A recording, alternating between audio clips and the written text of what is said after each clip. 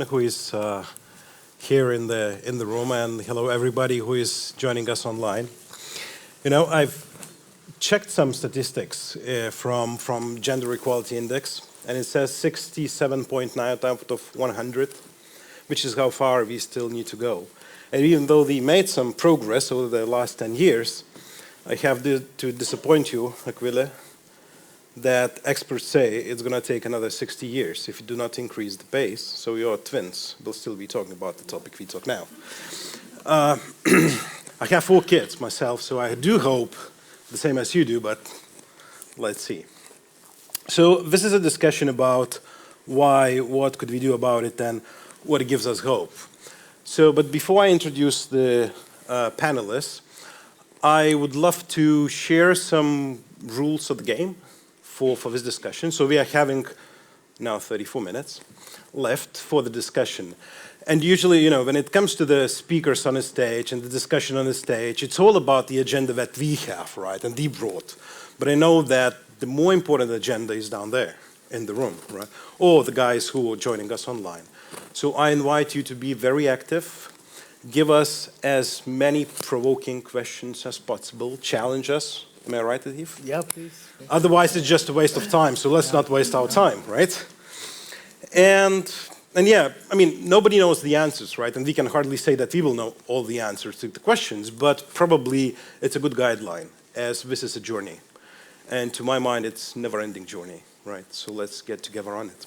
So it's my great pleasure to introduce you once again to wonderful speakers you've seen already on the stage. And my panelist, it's Carlien Scheele, let's give a warm applause, and Atif Choudhury. So let's start with some questions. I just put down some questions, and let's start with those and see, you know, how it runs. So Atif, probably I would love to start with you, if that's okay. And you know, you talked about this speed of trust. Could you explore on that? Because you touched upon a bit in the presentation, but I thought it's not exactly enough. Sure.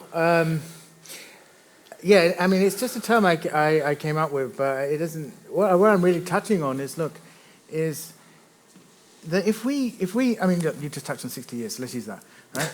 That if we don't ask the heavy questions and the right questions to get people engaged on sharing things, then we're going to move slowly. We're going to walk through mud for the next 60, 100, 200 years. And then we can understand that this isn't moving fast, but lives are being lost. Socially, economically, culturally, talent, strengths, we're losing them. And nothing's moving fast. Or we can showcase differences. We can open doors. We can live experiences that allow something to move. So it's faster than light. That when somebody makes me feel emotional, or if I make you feel emotionally safe, what do I learn then? What do you tell me about your story that you perhaps didn't even tell someone you've known for 20 years? And what doors do we open for each other when we do that? But without that psychological safety, you don't have anything. You know, you don't. You have treacle, and it's a nice word to use, better than mud, but it's not moving. Nothing. I don't know. Treacle is an English word, but so we have to. As I said, I'm saying the same thing. Trust is really implicit. That we have to make people know it's not easy to share a story. As brown people, we have to do more in the workplace. I'm just going to say that. We have to do more in the workplace. So we learn to share less in the workplace. And when we learn to share less in the workplace, we face challenges. Now, I'm not alone in that. You can say that to every brown person, be they man or woman in the world. So to anticipate that story, and then to anticipate that the power to fix that comes with trust and expressing it. So do you suggest that this is a challenge in this domain? I think so, yeah. Look, I mean, I talk a lot, I didn't use the word earlier, but I talk a lot about intersectionality, you know, that we have intersectional lives. But I would put a challenge to the room, and it's not for me, it's perhaps after this conference and beyond it, and say, look, if it's not intersectional in its approach, then it's probably not relevant, you know? And then to ask yourself, when we want to make it relevant, I don't think it works. When we want to make it relevant, then we see the change. But that relevance comes when people share their experience upwards, rather than those from the top talking about the changes that they would like. So, Carlien, if I were to ask you, I mean, what are the major challenges you see in the domain? Why don't we, what are the things that could help us to decrease the 60 years? I think it works. It works, yeah. It should, yeah. Well, where shall I start? Because I think there's many important issues to Let's make a list. Well, one of them I mentioned, I used the word conscious and unconscious bias, and I would really like to start here because, I mean, the way we are raised, we have been raised, what we see on a daily basis, it has such an impact on us. I'm considered a gender equality expert, and I did a test that Harvard designed. It's called the Harvard Implicit Association Test, and I would really encourage all in the room to do it, if you know it. If you don't know it, it's easy to find on the internet. And I decided to, because you can choose different topics, and I decided to choose the one on gender equality. Okay. And so you fill in a question at the beginning. The question is, so what is your position? How do you feel about yourself? Are you a gender-sensitive person, yes or no? And of course I said yes. And then I did the test, and I was shocked when I saw the result.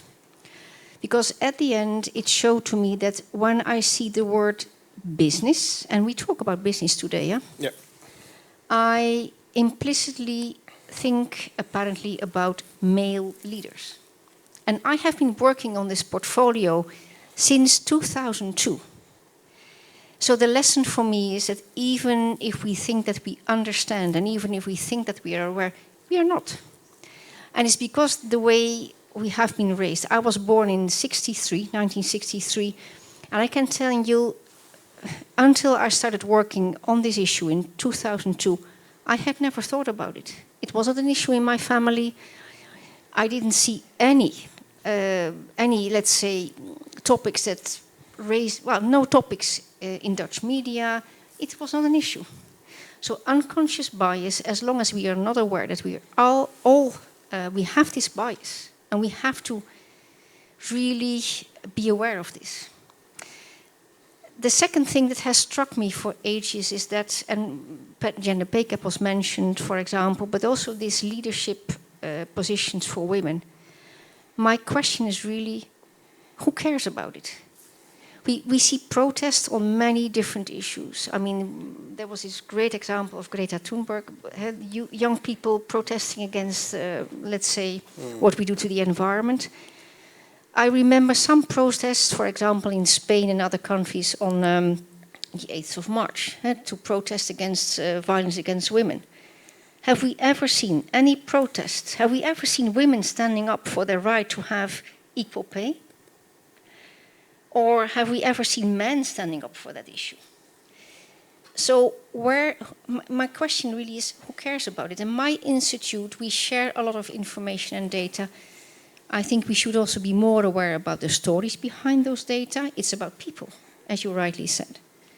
So that's also something we need also to change in our communication. It's not about figures, it's not about data, it's about real people, but it's not about other people. No, it's also about me. It's about me, it's about my family, it's about my friends, it's about the people I care about. So real stories behind the data, but who cares? Who cares? And the third thing I would like to mention also today in this room is when when EIGE started to bring in the economic topic in our discussion. So you remember this president who said it's about economy, stupid. Yeah? We could say the same here.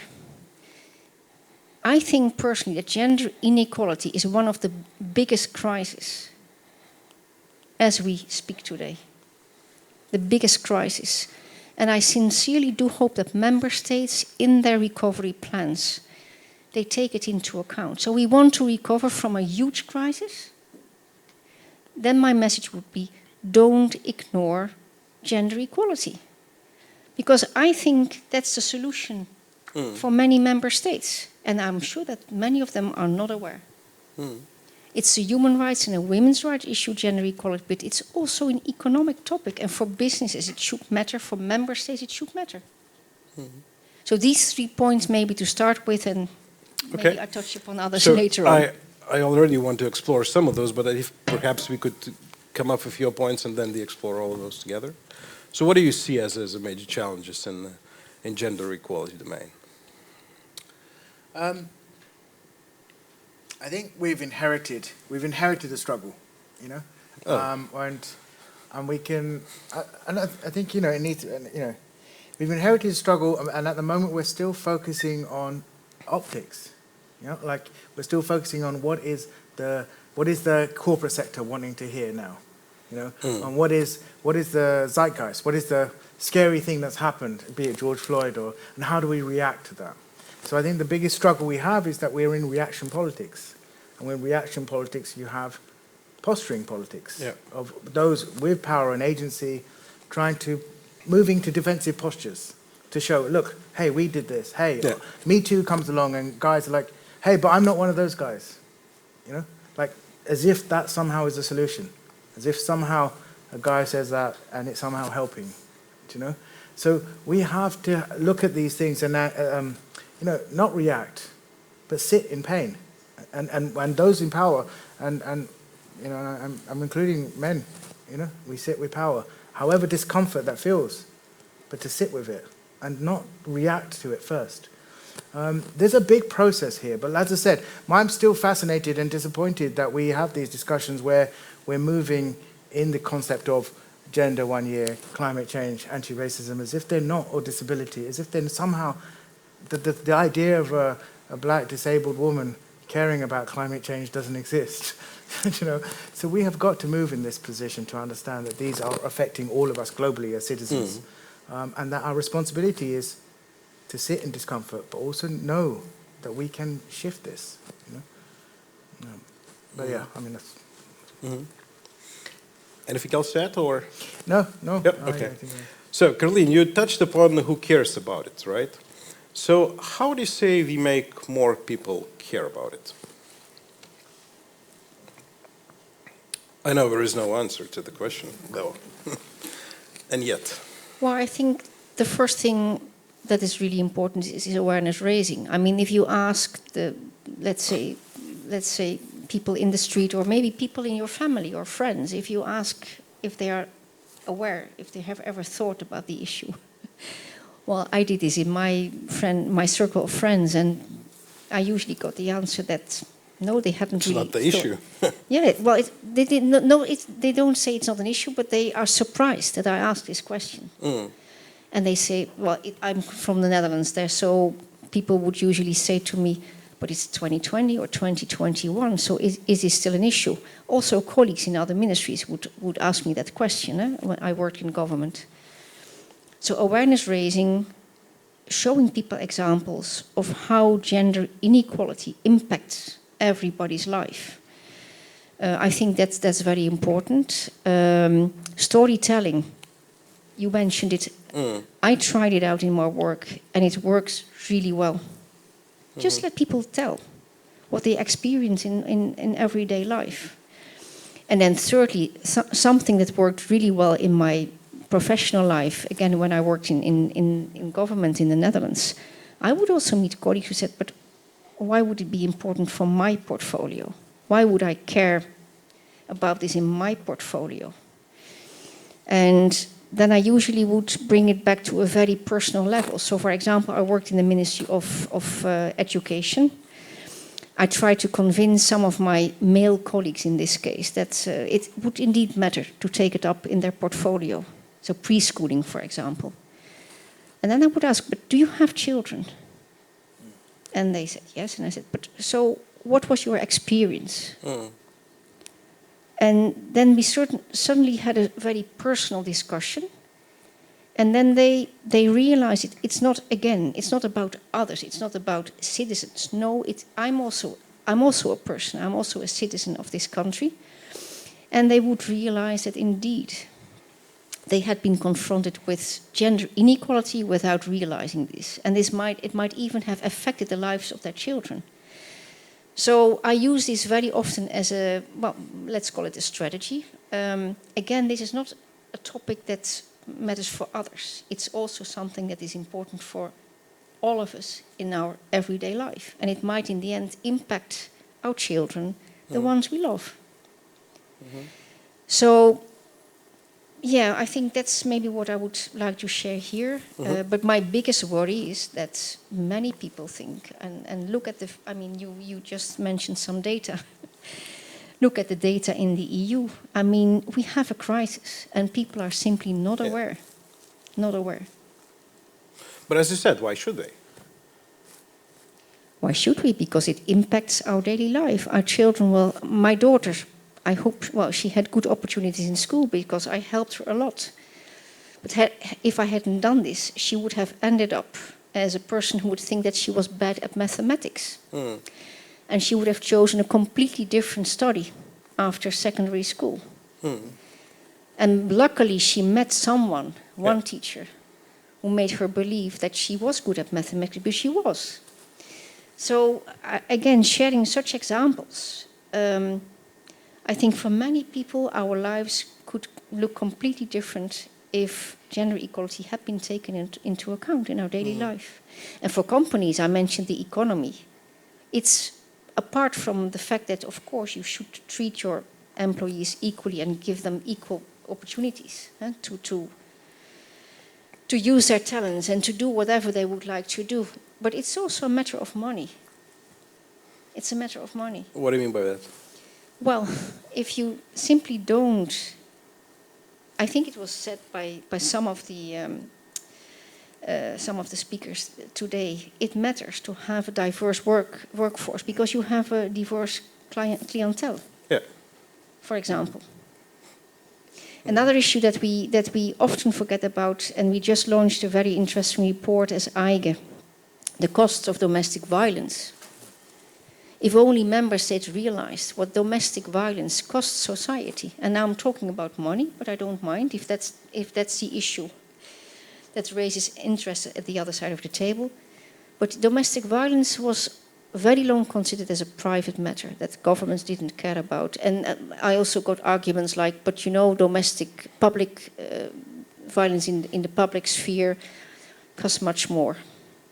And we calculated how much it's billions and billions and billions of euros for the EU. So why is the Istanbul Convention still contested by many member states? Why do governments not fight for this? Apart from the human rights and women's rights factor, it's also about money. For me, again, it's incredible. And again, I do hope that EU member states, now that they do have an opportunity to take it into account in the recovery measures, they will do so. It's about our daily life. It's about equal opportunities and being able to live a safe life in the European Union. Could we move forward to the workplace? And Sten Bellinger, the Swedish State Secretary, she said that all should start at the top, and that in the majority of organizations we are male who are on the top, right? So how do we start at them, Atif? Carlien has really touched on it as well. The socioeconomics of the argument is there. It really is there. The numbers are not lying. Mental health costs any economy. It costs any state. Absenteeism, of course, those are the things that we think about. But actually presenteeism in the workplace, people who are just not happy, who are waiting to the clock to turn 5 o'clock, etc., they're not bringing talent, they're not bringing respect, they're not bringing an example of a sense of belonging to the workplace. With that, a workplace at best can cope, but come a crisis, come a pandemic, come a recession, that's when those numbers don't add up, and they're not good numbers. So there is an economic argument for participation, strongly, and domestic violence is visceral, it's visual. But it's the pain of mental health and what toll that takes. And of course, it's a taboo subject for many cultures. But that doesn't mean it doesn't exist. And the challenge is for any state to say, look, or an individual, and I'm not just talking about those with power, but those who can be ambivalent, to say, if it's not happening to me, then it's not happening at all. That has a consequence, and it's a tough one. But I think the challenge is also just to add to that is there's some reframing that needs to be done for this participation. There's some reframing about recognizing the ill health that we face as a culture, as an identity or a country, the ill health we face. And I'm not really talking about those who say, okay, here's a bad number, or here's a good number, or here's a person. But to think, I'm going to give an example, and perhaps this will make sense. Next month is, in the UK, it's Black History Month. Yeah? So it's a big month where we're going to celebrate Black identities, Black history, Black heritage. So my kids will come back as Lithuanian Bengalis and tell me about somebody, right? And I will listen with curiosity and pretend I never heard of that person. And I'll enjoy their celebration of that identity. But for example, when they tell me about Rosa Parks, I'm sure you all know who Rosa Parks is, yeah? Rosa Parks, yeah? So when Rosa Parks refused to sit at the back of a bus, she changed history. But we still, here we are, 30, well, no more than that, God, nearly 50 years later, still talk about this as if this is something good for black people. I just want to pose that as a question of reframing, and you can apply this to gender. You can apply it to anything. But a black woman refusing to sit at the back of a bus on the basis of her skin colour, we still talk about that as that was something wonderful she did for black people. Incredible. To not recognise that a segregated state where we are deciding who can drink from fountains based on the skin colour, based on who can eat at restaurants, who can sit on a bus, what food they can eat, what schools they can go to. That is an unwell state. It is an unwell country. It is an unwell legislation. It is an unwell system.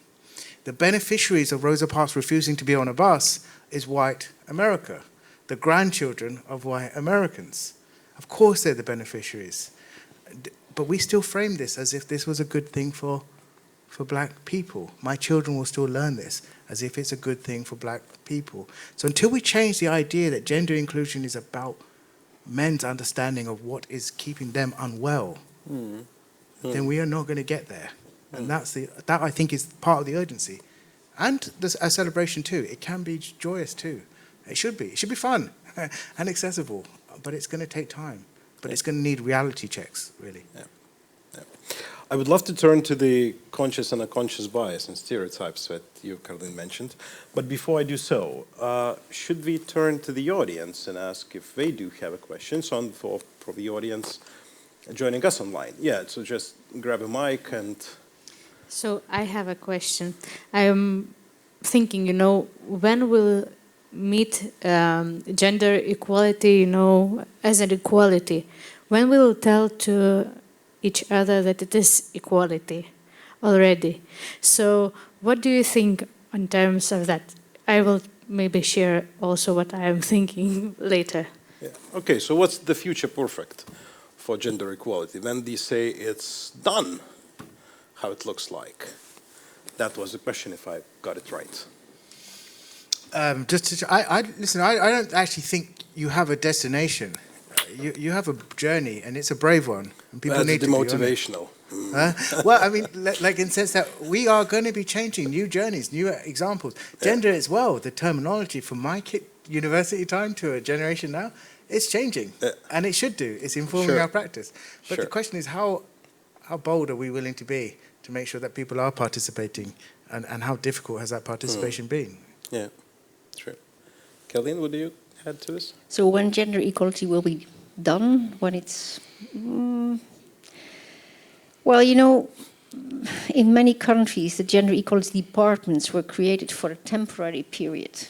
So many governments thought we launched this department and then they will work on gender equality policies, and they will also assist and support other ministries in gender mainstreaming, so that they all take up this issue in their portfolios. I worked in a gender equality department in the Netherlands, and our initial period, I think, was 15 or 20 years, and it still exists. I think it's almost 50 years old. So I don't want to be negative, but I don't think... Maybe it will never be done. We will never really achieve full gender equality. Or if we do it, it's a long way ahead. I just mentioned this example of member states who have no policies, for no quotas, no soft measures.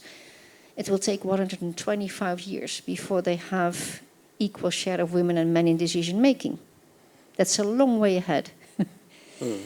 And also what I see now, what we see in our data, and it was mentioned often today, is the impact of COVID-19 on gender equality. So what we see, and we will soon launch that study, is that the COVID-19 has severely impacted young women in the labor market, for example. So we have to be very much aware of this. And again, I think it's EIGE's duty to share those data, to share that information, because we can't develop any policies without solid and reliable information and data. We have to, again, I come back to awareness raising. Yeah, but we have to continue the, if I may use that word, the fight. I mean, never give up. And we will always find governments, we will always find companies, we will always find people who are willing to join this struggle and this journey. But I think awareness raising will be needed maybe forever, because there will be new generations. It is true that for the younger generations, it's sometimes less an issue, but we're not there yet. Yeah, it's a good point. I also think that's probably never-ending story, right? Though what I think is that probably, in 10 years from now, we'll be talking about more subtle things in this domain, right? Rather than, just an equal, number of male and female in the boardrooms, right? But you said you have your answer, right, to the question. I am not sure is it an answer, but I am thinking, when will be the day that we'll have more women in, let's say, in the parliament or in the offices, and nobody will, notice that. I think this is the point, that it shouldn't be, on the titles of newspapers that, I think it was in Spain, in the parliament, where the government had, the parliament had more women than men, and everybody, wrote in the newspapers. I think that is not an equality. Yeah. Yeah, so in a way, then we will not stop noticing this, right? The gender balance. In a way, not neglecting it, but having it within, right, ourselves and accepting it. Yeah, sure, go ahead. You mentioned the word noticing. If only people would notice what is going on. I'll give you an example. There was, in the beginning of the crisis, there was this photo in, again, sorry to mention my own example, the country I know best. So there was this crisis team established in the Netherlands to combat the COVID crisis. And I showed the picture in the newspaper. It was on the front page to many people around me. And I said, do you see anything? And they said, maybe it's a bit too many in that team, no, to take decisions. And I said, but is there nothing else that you see? No, they didn't see. It was all men, really, without any exception. And again, we can only arrive at that period where it should not be a topic if we first go through that other phase, that we raise an awareness of what we see in everyday life. Yeah. And as long as that's not the case, we have to fight for this. We have to continue the struggle and the fight for gender equality. Yeah. And hopefully one day it won't be an issue any longer. Yeah. Yes, but so far I have not really noticed this in all-day life, but as I just said, it's probably not in our lifetime, right? No, I mean, it sort of reminds me, your question reminds me of a story with many years ago, but my nephew is now 18 and he can vote. But when he was 5, the American elections happened and Obama became president. Now, I was jumping up and down, as excited as I could be, right? As a black man become president of America. It's amazing.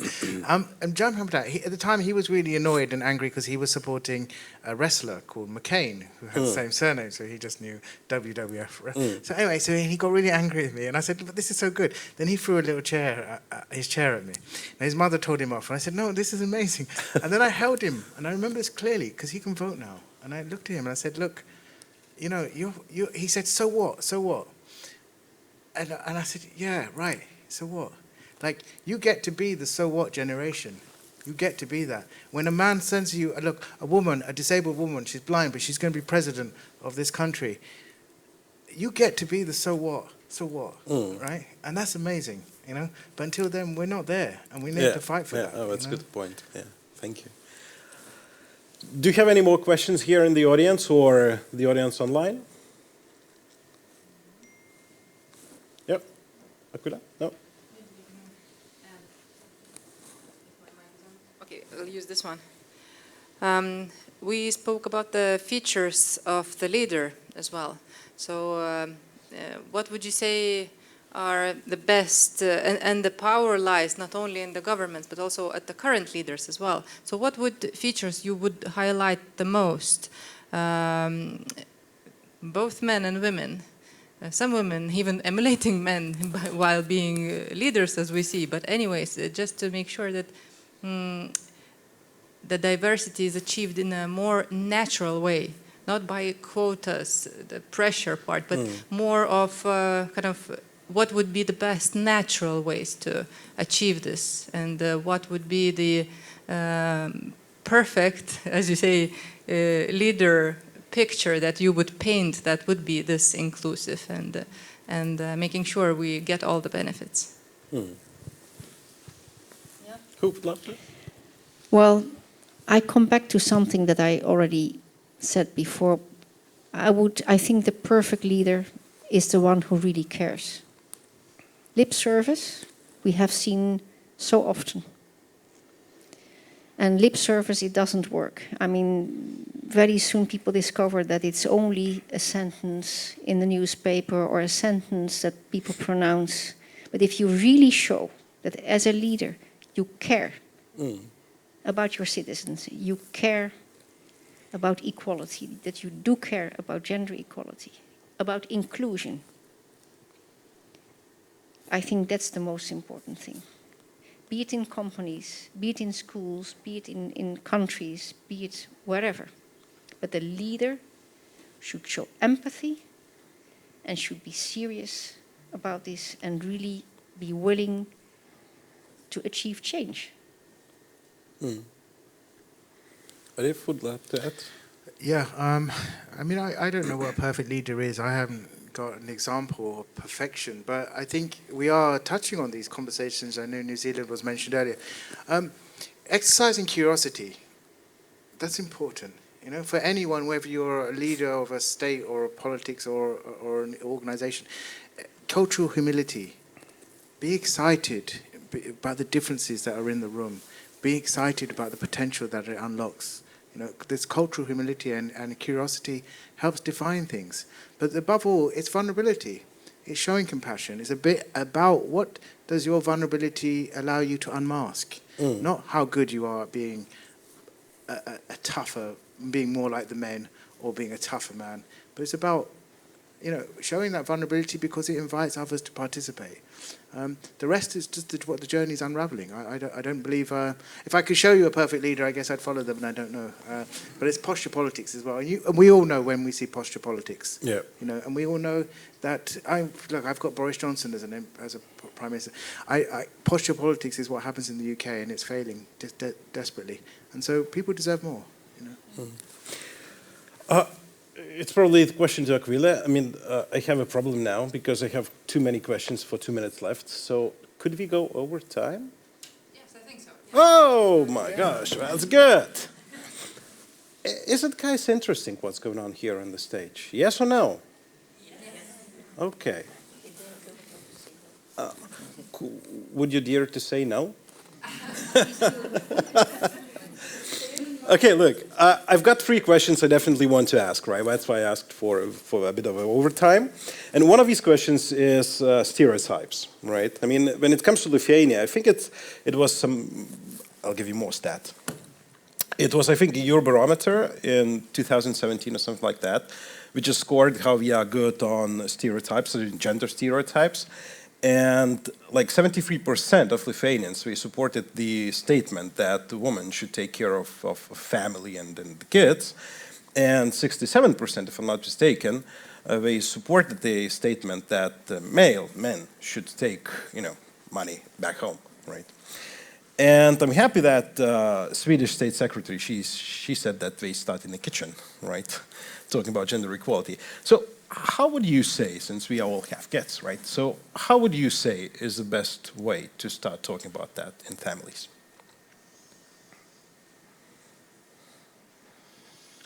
And if it should be easy for you, you have 2 kids. Yeah, so I think you should ask my wife. Oh, let's ask the wife. Could we have a mic for a wife, please? Wow, okay. Been put on the spot. I mean, how just do practically, we show up? how do you do back at home? Atif and I, we are co-founders of Diversity and Ability and co-founders of 2 children. So it's everywhere. We share it everywhere. We share it at home. We share it, and we just don't. I don't know. We don't. I don't know. If I don't have time, he cooks. Because my kids, I mean, I have 2 boys, 2 girls. My kids, the boys, they love to watch this serious Paw Patrol, the brave dogs who kind of heroes and save the world in whatever area. And my girls, There's Sky there. My daughter loves that show. There's Sky. Yeah. Who flies And the helicopter. my son, the youngest son, younger daughter, sorry, she loves these pink ponies, right? Then, was serious about these pink ponies. And I thought, okay, that must be crazy thing, right? To allow them to watch these movies because they are too stereotypical, right? So how do you go about it? We watch Avatar. Oh! I just maybe to add to this as well, is look, it's worth seeing on studies on this. Like, look at children who are 3 years old. And I'm going to give examples of racism, for example, where you take a black doll and ask which is the naughty doll, which is the good doll. Now, 2 to 3 year old children are making demarcations on this, right? To say that this is the black doll is the naughty doll when the question is being asked. That children are alive, their orientation of the world is on this thing. So we have to model what do we want, not what should be, but what do we live. What do we want? That doesn't mean we don't make mistakes. But I just want to share one thing. Like, so, for example, my son, he has really long hair. He's very cute looking. He's mistaken as a girl quite often. So, Akvila's met him, she'll remember. So one thing, I want to say this, is that once, we were camping last summer, and he was playing with a girl for the day, and then the following day. So then I was fixing something in the van. He didn't notice I was there. But he said to the girl, and he was 9 at the time. He's 9, and the girl's 11, and he said, "I don't mind. I just want to check something." And he said, "Yeah," and he said, "Do you think I'm a girl?" And then she looked at him startled, and then she said, "Yeah," and he said, "Oh no, I'm a boy, but I don't mind." And then carried on. And so this was a real proud moment for me. Wow. How much. I'm from a time when if I wore my watch on the wrong side, my 2 older brothers, you're a girl. If I like pink, you're a girl. I really take excitement for him to do a better job than I did, and do a better job after that. Wow, great story. Yeah. So when you gave this example of your kids, I remember a story of a friend of mine. She told me this when she had small kids, so she decided to raise them gender neutral. So she gave this Barbie doll to her son. And the first thing he did, he took the head off.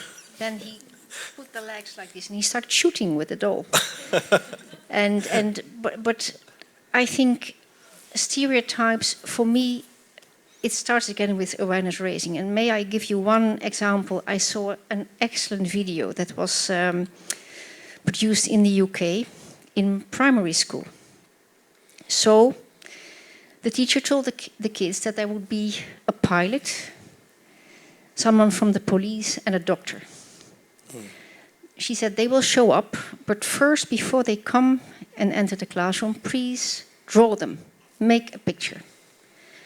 So they all started drawing, and then in the end, after they had completed the drawings, these 3 people came in. I think it was even 4, but I forgot the 4th profession.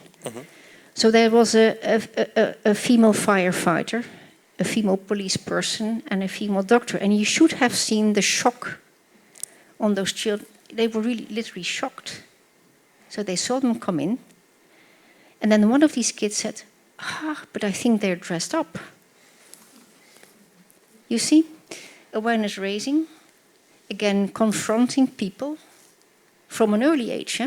Look at school books. I don't know if you have ever checked the school books of your children. Please do. We did in my country. Horrible. Pictures of mothers wearing skirts standing in the kitchen. fathers repairing cars, leaving for work in the morning. This is the imprint that we give our people from a young age. Yeah. For me, the problem with stereotypes, I mean, I do care if they hinder, if they're used to judge the talents and the possibilities of another person. And that's what's happening. So because of these stereotypes, women and girls, but also boys and men, and don't forget about this, let's not forget about them as well. But because we have stereotypes about other people, and it happens as soon as we see a person enter the room, we judge them. We judge them. And this should change. Of course, we will never be able to erase stereotypes, but what we do with them, that's important. And this video, it's excellent. I'm sure that if you Google a bit, you will find it. Look at it. Astonishing. Yeah. Okay, thank you. So let's go to the final question. I know that in the conferences like this, I mean, people take a lot of things, we take a lot of notes, and they forget everything. And they do not act upon. So if you, what would you say is one single thing the audience should not forget and act upon already probably today afternoon as we finish it? Maybe two things. Check your own stereotypes. Just please go to this Harvard test and do it. Just as a little bit of awareness raising for yourself. And I would, but maybe we do it already. But I mean, I keep talking about this at home with my kids, also with my colleagues. I mean, we work in a gender equality institute, but still, it's an issue of discussion because we are experts in the field professionally, but we are also people as citizens. Speak about it, talk about it, raise awareness of others, and and professionally, if possible, try to talk with colleagues and try to mainstream gender, or help them mainstream gender because they should do it, but help them to see the added value of taking gender equality into account because it matters in each and every portfolio. Thank you, Carlien. Atif? Yeah, thank you for asking. I mean, I think I'm just going to say to recognize where your power is. For those of you, all of you in the room, be you male or female, to recognize what power you have for inclusion, for opening a door, for anticipating.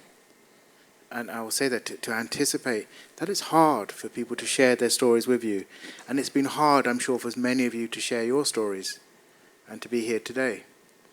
But it's recognizing that without listening to our own defensive postures, that what we do when we feel like, oh, hang on, I'm under attack. But you're not.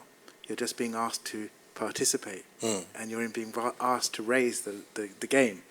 So to hear that, and I guess to leave this knowing this isn't just a one conference or being seen to be here or part of a posture dynamic, but rather to say the values of what you're doing here today and what's been spoken about, they're your values too. So I guess in closing, for me anyway, just to say, anticipate what your welcome looks like, especially for those who are struggling to tell their stories. Thank you very much. So it's probably indication that we went over time that this topic and generally diversity and inclusion topic is never-ending story and it could continue. But you know, my two takeaways from this discussion is increasing awareness and challenging one's assumptions about the gender equality. So thank you very much. I had the best possible panelists, Carlien, Scheele, and Atif Choudhury. Thank you very much.